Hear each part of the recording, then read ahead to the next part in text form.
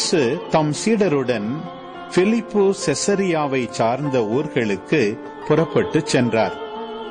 வழியில் அவர் தம் சீடரை நோக்கி, நான் யார் என மக்கள் சொல்கிறார்கள் என்று கேட்டார். அதற்கு அவர்கள் அவரிடம், சிலர் திருமுழுக்கு யோவான் எனவும், வேறு சிலர் எலியா எனவும், மற்றும் சிலர் இறைவாக்கினருள் ஒருவர் எனவும் சொல்கின்றனர் என்றார்கள்.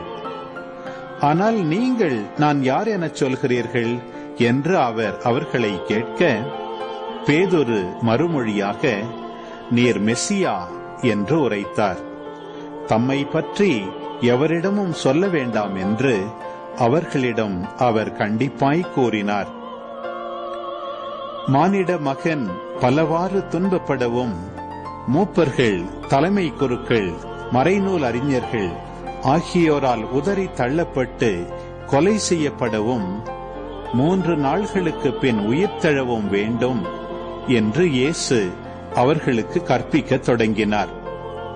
இதையெல்லாம் அவர் வெளிப்படையாகவே சொன்னார். பேதுரு அவரை தனியே அழைத்து கடிந்து கொண்டார். ஆனால் இயேசு தம் சீடர்கள் பக்கம் திரும்பி பார்த்து பேதுருவிடம், என் கண்முன் நில்லாதே சாத்தானே, ஏனெனில் நீ கடவுளுக்கு ஏற்றவை பற்றி எண்ணாமல் மனிதருக்கு ஏற்றவை பற்றியே எண்ணுகிறாய் என்று கடிந்து கொண்டார்.